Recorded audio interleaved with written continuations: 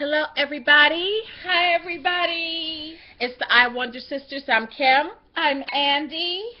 and we come to you today. It's Saturday, so we say Happy Saturday. Um, I don't have any earrings or anything on. I Well, can't. I do. Nothing. I can't even find the. I don't know what happened. I looked, and there was one. Well, so now you look like a pirate. So, so anyway, we welcome you. It's Saturday, so it's conversations with the I Wonder sisters, and today we're going to share a few things. I meant to bring over that big giant box of cookies that we got. That's not so filled cookies anymore, but I'll go grab that.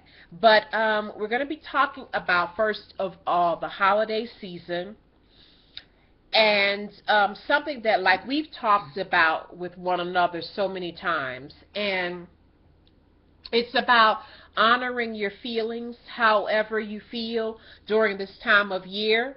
This is a very difficult time of year for a lot of people. People who have lost loved ones, people who are in dire straits, people who are dealing with illness. So for a lot of people, this time of year, with its freneticism and emphasis on being jolly and happy and full of the Christmas spirit and all that, a lot of people find this time very difficult and very stressful. And because many of us think, you're supposed to be happy now, and there are many people who are not. So this is really about honoring yourself during this period of time. And if you're having a hard time, you can't pretend to be happy when you're not. And you need to talk about, write about, and feel how you feel, and not feel guilty about it.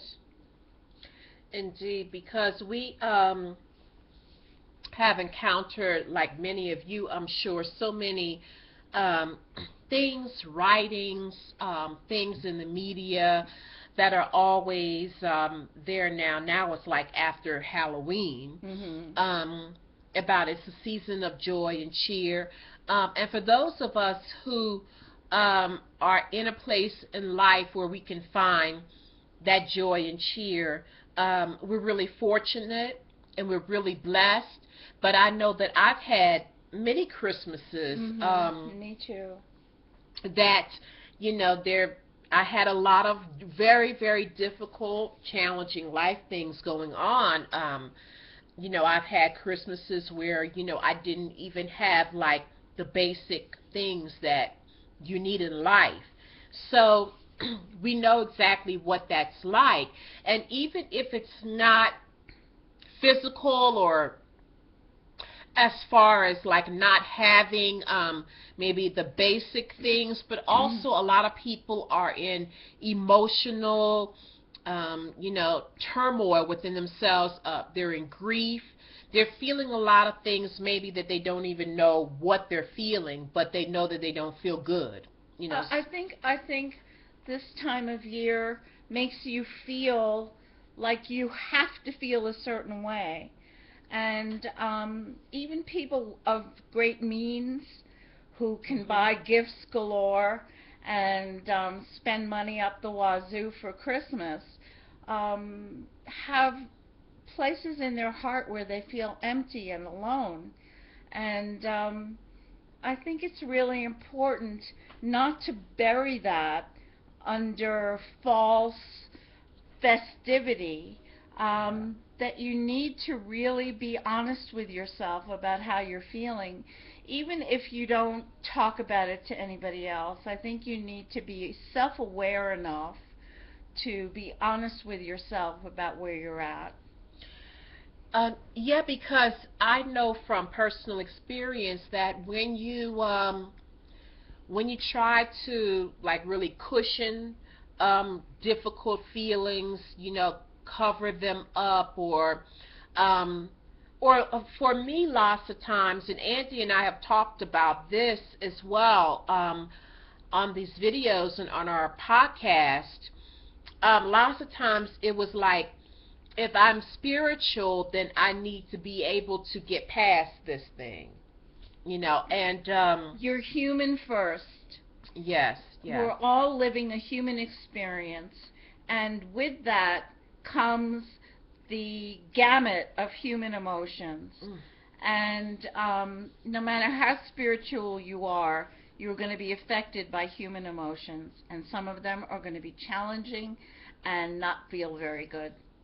And I think this time of year exacerbates that for many people yeah, because there's so much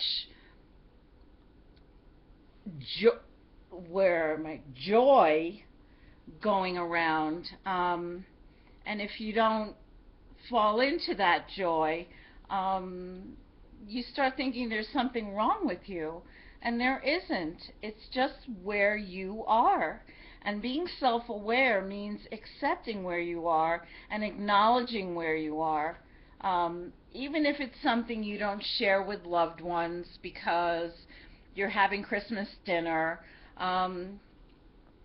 But I think, especially if you've lost loved ones, this is a time when you miss them more, miss their presence more in your life than at other times. And those things I think you can talk about without bringing people down, because you can always remember fun stuff, good stuff, happy stuff.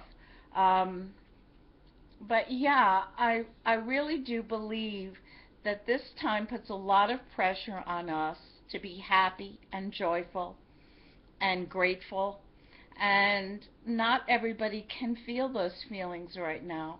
And sometimes because of the nature of the season, people feel worse because they don't feel those things, and that doesn't help anybody. yeah, and authentic joy is something that really can't be hidden, and it's a wonderful feeling, many times because of the experiences that both of us have had in life.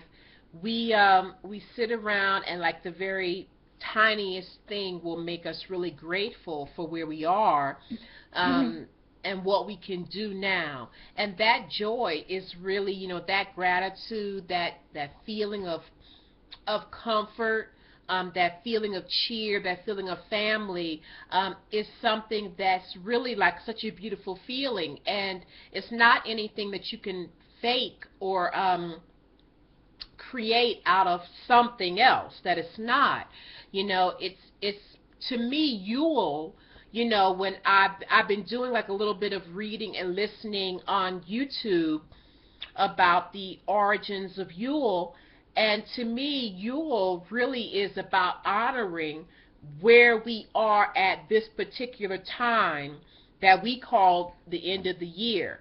And I think also, this time of year symbolically means releasing a lot of old stuff, letting go of things that no longer serve you, making room in your heart and your mind and your body for new stuff, for new feelings, for new experiences, for new awakenings. And there's a certain sadness to that, Yeah. and a certain experience of grief and loss that comes along with that is completely natural and normal. And as the year winds down, we reflect on what's gone before, and on what we're letting go of, because we have to let go of everything that's gone before because it's over and done, and making room for what's to come. And it's a very challenging, emotionally challenging time for a lot of people who are at least in touch enough with their feelings to understand what's going on. Yeah. I mean, it's important. A lot of people are, really like they get fearful when they hear the word reflection. Um, and that's because, as Andy said, it's not an easy thing always. But I can say, as a person who really, really has practiced reflection for many, many, many years of my life, that in the end it's a very sweet thing, because if you're feeling something right now or going through something right now that is difficult and challenging and feels uncomfortable to you, or maybe even painful to you, if you don't acknowledge it and really participate in the feeling of it, it will always rise again. It may look differently on the surface. It may come to you in some different circumstance. It'll be wrapped differently, but the feeling itself, the emotions, the transformation that is really wanting to be born will always come back to you again in some other way, so that you can get back again to that same feeling, that same place that was never acknowledged before. And I know how important it is, and I continue to learn how important it is to be in a space, feeling the present moment, whatever it is, to allow the thought to pass instead of trying to push it back, to allow the feelings to be there instead of trying to mask them or maybe fight against them, because they do always rise again. And I think it's a great time to really like journal if you like to write, and don't feel like you have to be a writer to do that. And that's not what it's about at all. If you've ever read The Artist's Way by Julia Cameron, it's a book for everybody, not just artists. Yeah. Because living life fully and well is an art. And so in some respects, we're all artists and creators. And she has something that she calls morning pages, where you sit and hand write 3 pages of total stream of consciousness. It doesn't have to make sense. Sentences don't have to follow on one another. It's just whatever comes from your heart and your mind. And I've done The Artist's Way twice, and it's such a gratifying experience to, because she says when you start to write, if you feel like you've got nothing to say, write "I've got nothing to say," and write it as many times as you have to write it until something comes up. And something always does. Always. And because as human beings, we're full of feelings and inundated by thoughts. And so something always comes up. And so you don't have to be a writer per se to write morning pages. And just give yourself 10 or 15 minutes in the morning when you can't edit so much, when your mind is a little bit freer, and write a few pages by hand, and then go back and look at it later on and see what you've put down. But I guarantee you it's going to be very illuminating, and you'll get a whole lot closer to yourself by doing something like that. I think journaling this time of year is really, really helpful to everybody. Yeah. And as I mentioned before in one of our other videos, that I physically write more now than ever. And I actually, don't do it in any formal way. It's just that all of a sudden felt a need to, when I think of something, something that I want to do, I might want to accomplish next year, something that I want for the iWonder sisters, things for the blog. I mean, there are things that I've written down, just scribbled. Andy see my handwriting. Sometimes I go back, I'm like, what? I can't read a thing she writes. Not even when she writes just for me. No, my handwriting is terrible. Her lists? They're all over the place. But I can say that there are things I have jotted down that we've done. Like I'll jot down, change header, on blog or something like that in February, and then we'll do it. There are many things like that I've scribbled.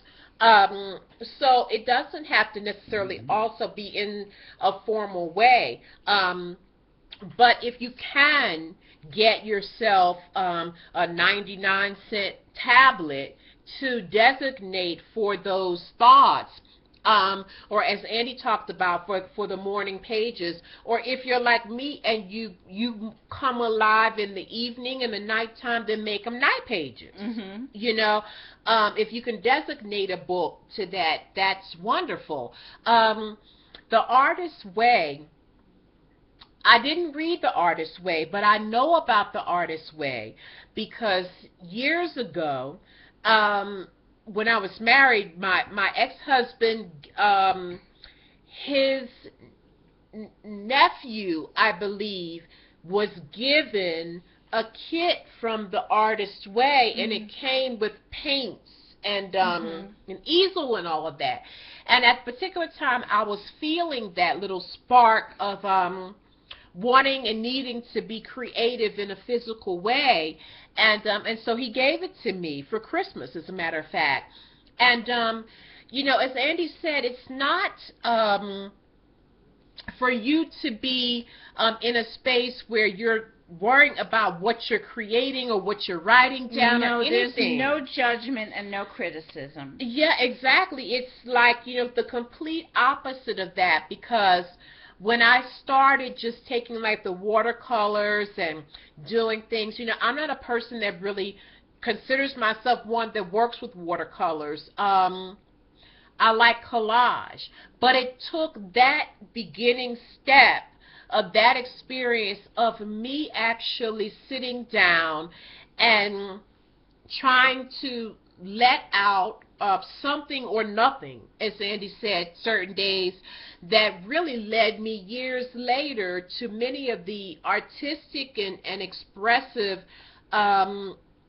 feelings that I have now and ways that I have of expressing myself now. So that is a wonderful book. I don't know if the book comes with that kit or not. The book does not come with that kit, but the book is not just a book, it's also a workbook. It gives you exercises to do. Morning Pages is just one of them, but you also take yourself on artist dates, and do something that doesn't cost any money, that takes you out in nature. There are a lot of little exercises that are so helpful. Nice. And you do them with yourself, which is another thing. I think, a lot of us have trouble sitting with ourselves alone and just being with me. And I think in order to be well with other people, you need to first be well with yourself.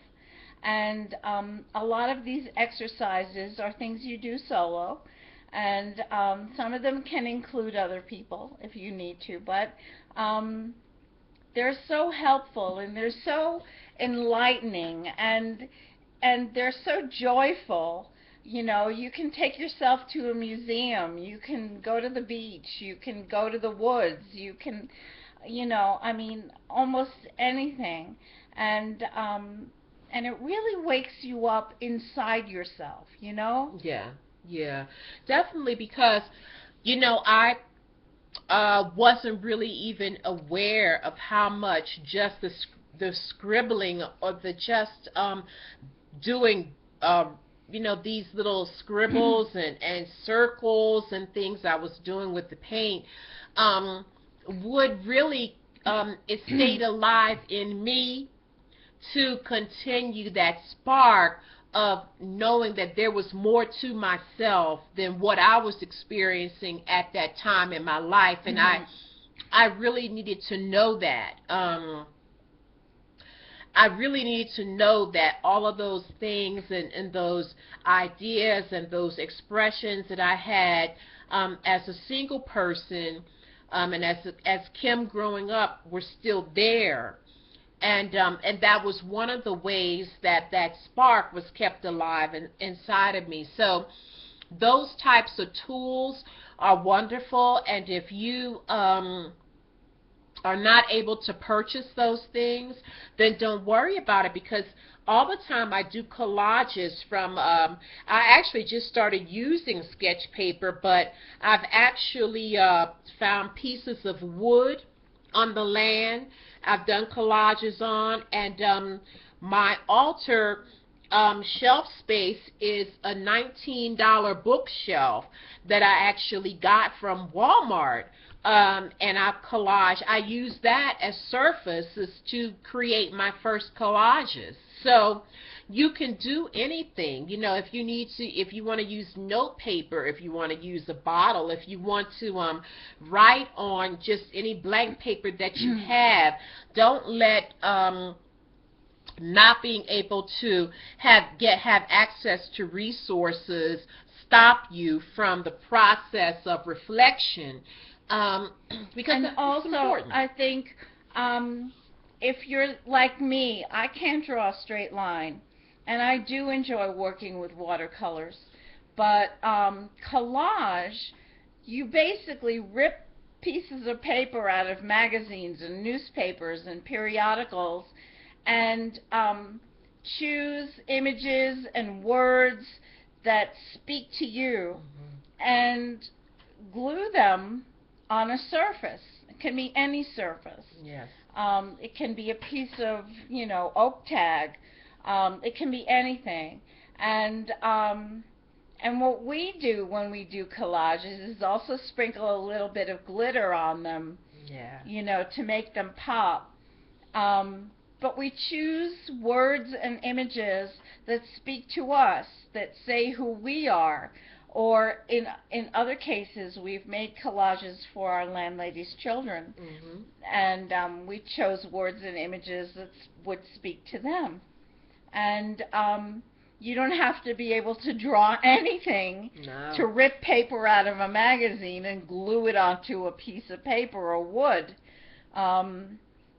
So art is in all of us, and we are multi-layered beings. And no matter how much you may live on the surface of yourself, if you look inside, if you have the courage and the energy to look inside, you will find all those layers. And like Kim said, that spark may suddenly happen for you. And you may find a way of expressing yourself that you hadn't thought of before. Yeah, and you don't know where it will lead you. I think one of the things that that just came to me that I really want to share is when we're going through times of transformation, very challenging times, whether they be emotional, physical, both. The patience is really, quite a treasure to have when you can know deep down inside that what you're going through is really only for the betterment of yourself, your relationships, and your life. It really, really gives you the kind of peace that I experienced where even in turmoil, I knew that it would end, that a different time would come. Yeah, it's always temporary. It's always temporary. It really is, and when you're going through things, and you're in the midst of it, it always feels it's overwhelming. It feels like so much, and you get what are really truly irrational thoughts that it's never going to be any different. It's never going to end. I know people who have thoughts like that about things that all of us may be like, oh, I've been through that 20 times, but it really doesn't matter. There are people who can go through any type of trial or difficulty in life, and when you're in the midst of it, it feels like it's not going to ever change. But that thought is irrational, and we get irrational thoughts a lot as human beings. But we're here to let you know that no matter what it is, it's always temporary. And, last summer when I was in the hospital, and it was a long process. I kept getting sick and going back. I spent the whole summer basically in the hospital in JFK. That was 2013, not this summer. Oh yes, 2013. And thank you. Time flies.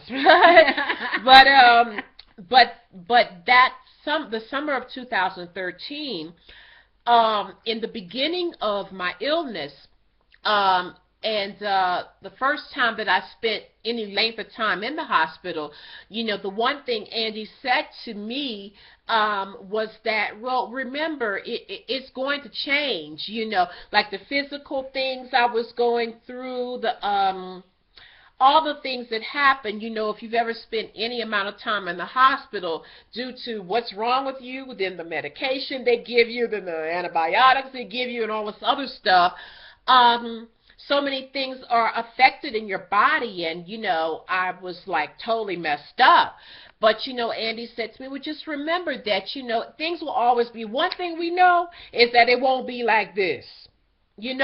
Whatever is happening right now will always change.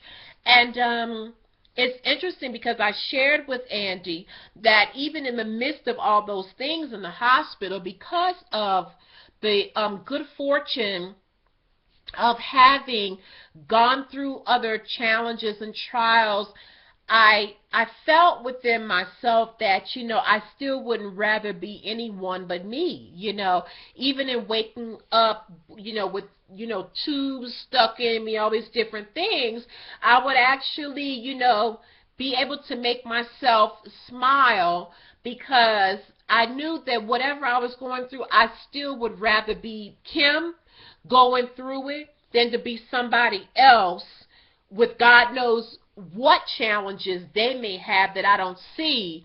I'd rather be Kimm going through what Kimm is going through than to be somebody else not going through it, And so we share these things with you because it's important to us. I mean, it's so important to us that you all know that, we have had a lot of life experiences, both of us, a lot of challenges, a lot of things that felt like they would be overwhelming or too painful to move past. I can't tell you how many times I really thought, where are my pills? I'm going to take all of them because this is just not going to stop.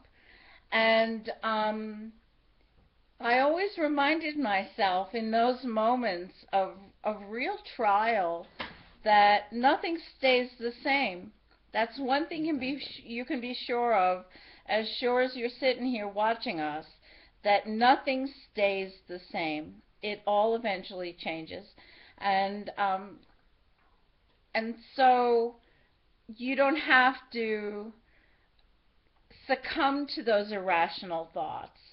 As long as you understand where they're coming from and that you are feeling overwhelmed. I mean, in this time of year, exacerbates all of that.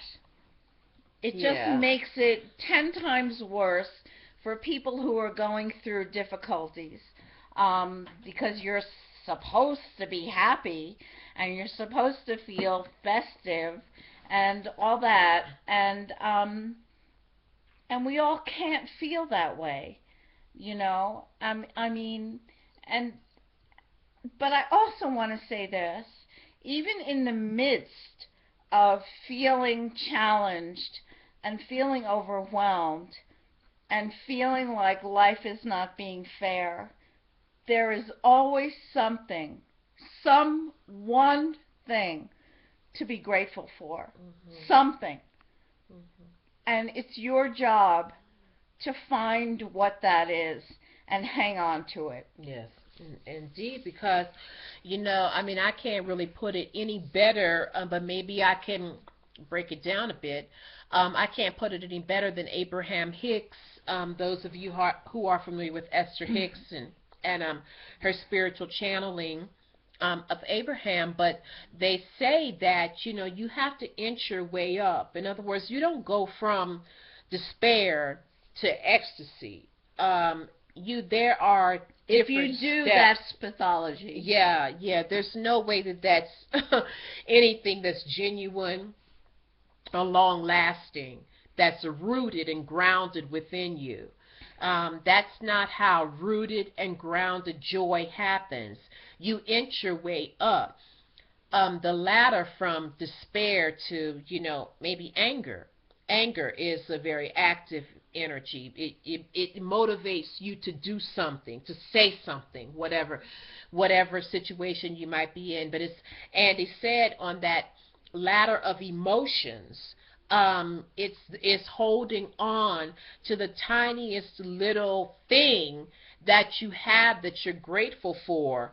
And it will come to you, because often those things reveal themselves when we have nothing to cover them with, nothing to, wrap them, no glitter, no bling around our lives. Then we start to see those things that we have within us, or around us, or in other people who love us, that we can be grateful for. And it's important, as Andy said, to grasp a hold of that, and it helps you climb up that ladder of emotions until you do get to that step that is joy, that is a joy that is really so secure and comforting, that even when little things don't happen the way you want them to, the way you think that they should, it doesn't just rip you apart. You can be angry and frustrated and sad and all those things, and you can actually still have a very deep-rooted joy. And that's something wonderful that I found out through living my life. That in a lot of Christian churches, and I believe it's a biblical text too, but they call it the joy that passes all understanding. And really, if you take that and move it over to a metaphysical or pagan, metaphysical New Age definition, it's really just a joy that is so planted deep within you, because you've gone through things and challenges, and you know that the only thing that can really take you out, the only thing that can really break you all the way down is you. It's a decision just not to hold on, and that's a decision as well.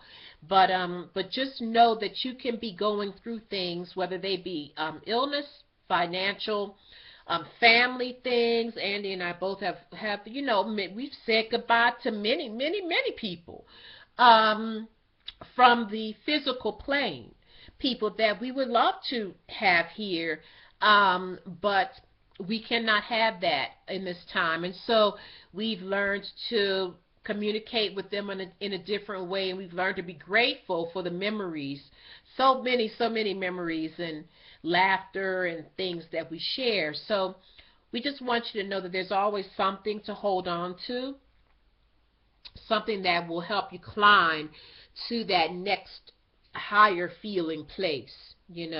But while you're in whatever place you're in, honor that. Use the Yule time, Christmas time, the holiday season to honor yourself sometimes we have things to give, and sometimes we're in places in our lives where we don't have anything to give, whether it be physical, emotional, we just don't have anything to give. But this too will pass. This too will pass. So we really want to share that, and Andie said this morning, that it was important to her. I believe it might have been last night when we talked about it, that it was important to you to share that. Yeah, I've worked in the mental health field, and I know what this time of year does to people who are without, who have no family around them, who feel alone, even though they might not be. Mm-hmm. And like I keep saying, this time of year exacerbates all those feelings because we're supposed to feel happy, and we're supposed to have the joy of life inside us, and we're supposed to feel compassionate and all these things. And sometimes those feelings are just not there. There are a lot of people who go through this period of the season with a deep feeling of emptiness and loss, and that's very real for them. And if you know someone who is in that space, reach out. Let them know that they're not alone. Sometimes that's all that they need, is to know that they're not in this vacuum by themselves. And if you're one of those people, search yourself for something that you can be grateful for, because there is always something, one thing that you can say thank you to the universe for. And I feel very strongly about this because I know this time of year it can be very stressful emotionally. I mean, it's stressful for people financially and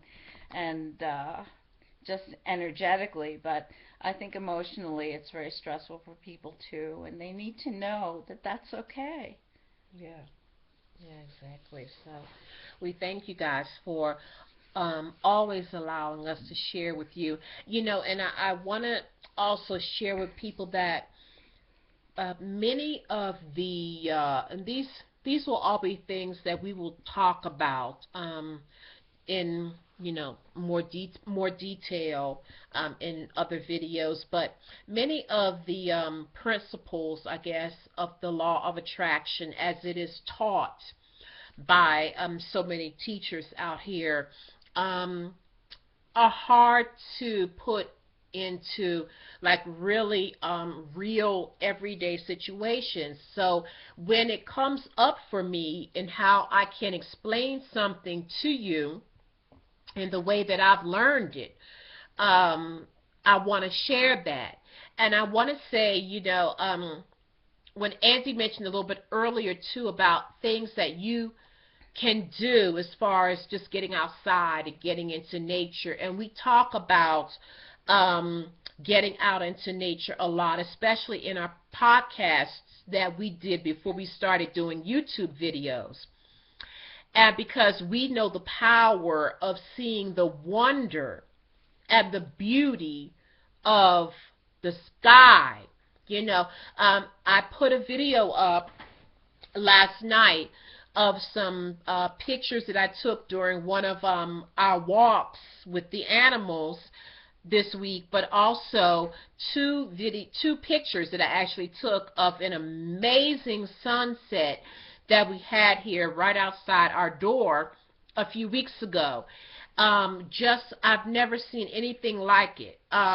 It really transforms you. It fills you up with so much appreciation. There's nothing as beautiful as what the earth itself can offer to us.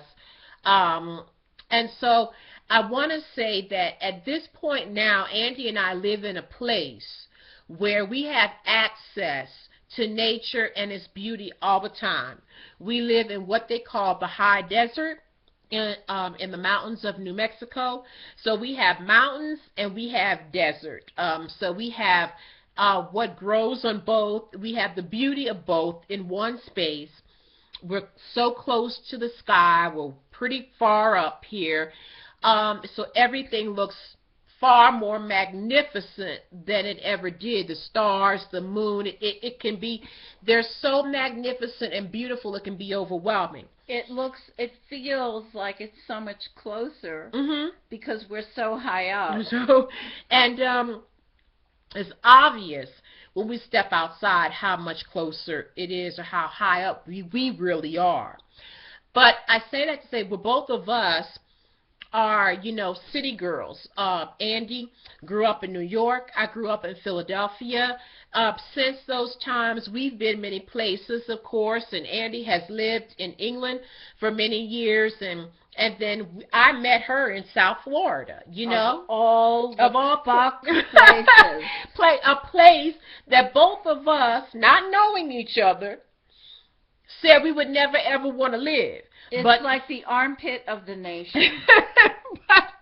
but somehow there's something, Andie had family there, her sister who she's close to, that took her there. And I just wanted to get away. I was just like, I'm so tired of the city, the snow, all of this. And most of my family, has all passed away. So nothing was holding me back, So I ended up in South Florida. But South Florida is very flat. It's nothing at all like where we are now. But Andie and I both always had an appreciation for nature. We, even when we were in South Florida, and I'm sure like when I was in Philadelphia, I would find a park. I was a park goer. And when I needed to raise my vibrations, when I needed to feel a little bit better about my situation, I always walked to the park. And there are times when I walked to the park that I didn't have money or food and didn't know where I was going to get either. I used to walk down to Center City, Philadelphia, because there's a humongous water fountain that gave me so much joy. And I would walk there. It was a pretty long walk, and I would sit there because it was beautiful, and the kids would be playing, and people would be having a picnic and all that stuff. And sometimes I had to dig up 50 cents. I would get a pretzel from the vendors, and I would sit on the bench, and then I would just fill myself up so that I could continue on. So I always had an appreciation for nature, for water, for the sun, for the moon, for sand, for grass, even though I didn't grow up in a place where nature was abundant. Andie has had many life experiences that are far different from where we are now. But I believe that it was our appreciation and our focus on the beauty of nature and what it did for us that drew us to a place where now we have it in abundance. So in other words, we didn't wait till we got here. We didn't wait until we got to a place where we could look at the mountains, hike the land, see cactus, see trees, forest. We didn't wait until we got there. We always had within us an appreciation for something in which was sparse in many of the places that we have lived and grown up. So I shared that with you to say that now here we are in this completely abundant land of nature. And yes, we say we go out walking. We can get in touch with nature every day.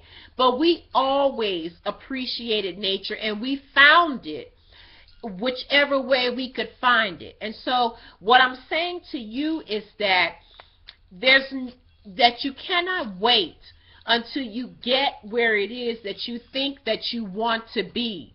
You need to find some way, as Andie said earlier, it's your work to find something that brings you joy, something that makes you feel grateful, something that begins to fill you up inside, but you need to find it where you are. And the more that you find it where you are, the more of it will be gifted to you. Mm-hmm. You know, and we guarantee you that for sure. You know, this is our life experience. And so anytime we think of things that help you all to really understand what manifestation really is, to really understand what the law of attraction really is, what it means, we want to share that with you because we want to break it down. Oh. So, so there's our Zen Master Chloe baby. She's been having quite the ball, you know, running. She's been doing a lot of running and playing in poop. Yeah, the horse poop is also abundant, but it's just hay. But the dogs love, you know, they love playing in it and eating it, you know, and all that stuff. So, you know, it's like a heaven for her. So, we just want to say thank you to everybody who listens and, you know, gives us your time, allows us to share. We're iWonderSisterhood.com. We would love for you to visit our blog and read some of the same things that we share with you. Chloe is on Twitter at ZenMasterChloe. And she follow her because she tweets about adopting animals and caring for animals, and you know, she shares with a lot of different people. A lot of pet companies and animal organizations follow her. So we're able to retweet also for a lot of different rescue places around the world, not just here in the U.S. She has a lot of UK followers, and they need a lot of help over there too when it comes to adopting pets. So, and we're at iWonder Sisters on Twitter. And once again, our website is iWonderSisterhood.com. And I just want to say thank you to, because one of our Twitter friends, dear followers, blog readers, sent us like the biggest, heaviest box of homemade cookies. And we've just been like kids. It's been so joyful. They're delicious. She like put them all in these baggies and labeled them as to what they are, like cinnamon eggnog. I mean, OMG. Okay. So her name is Kimmy Duran, and we just really, really love her. And we have quite a few people on Twitter and that follow our blog that are so kind and wonderful, and give us, you know, great feedback. And they feel like we help them to stay grounded and to put things in the right perspective, you know, and we appreciate that. So we just been eating cookies. We've been really eating a lot of cookies. And we got a chance to do our shopping and things like that, and we got our wrapping paper and all of that. So we'll be sending out our gifts on Monday, and we'll be sending them, you know, spending the money that it takes to try to get them there for Christmas time. But we had a moment earlier where we just, you know, just sat in gratitude for being able to buy gifts for people, to send people thank yous, and things like that for the joy, you know, and the light and the support that they bring to our lives. So my sister and her husband are one of the reasons why Kim and I are here right now. yes, They really supported us financially to get here when we weren't actually ready to do so. yeah, We had planned a much later departure from Florida, and we were able to finally send them a check to begin to pay them back. And I can't tell you how good that felt. yes. That was just the best. Exactly. And, you know, I told Andy, I said, this makes Christmas for me, you know, being able to give back a little something, from our hearts and, and pockets to say, we love you, we appreciate everything you've done for us, how you support us, and really, I said, I'm done. I feel so great, and just to be able to give a little something of what we have. So, we really, really took our time to just be grateful for that feeling, and so we wish all of you the same, just to have some moments of gratitude to say, hey, this particular thing could not be. It could be very different for me in this particular area of my life. So I'm thankful for that, and that's all it takes to begin to see more. It opens your eyes, it opens your hearts. And so we thank you very much, and just say hello to everybody and bye-bye to everybody. And we'll be doing a love and libations because we did get some more doTERRA. So if you're interested in doTERRA essential oils, they are certified pure therapeutic grade. These are the highest level oils. We want you to understand that. So they're concentrated. They're not mixed with anything other than another essential oil. If it's a blend, that means it might have 2 or 3 or 4 or 5, 6 different pure essential oils in it, but there's no jojoba oil, no olive oil, no coconut oil. There's nothing in these oils but the pure plant and tree extracts. So they're extremely healthy. They work wonders, and they're intense, so you only need a tiny little bit of it, and they go a long way, and there are many of them that you can consume. So we're also sending some samples out of those as well, and we hope in the new year to continue to send out some more samples so people can experience what we experience with them. So any questions you have for us, we're at iWonderSisterhood.com, and we're at iWonderSisterhood@gmail.com. So thank you. Bye, everybody. Bye-bye, everybody. I finished mine. Cheers. Almost. Pale ale. Bye-bye, everybody.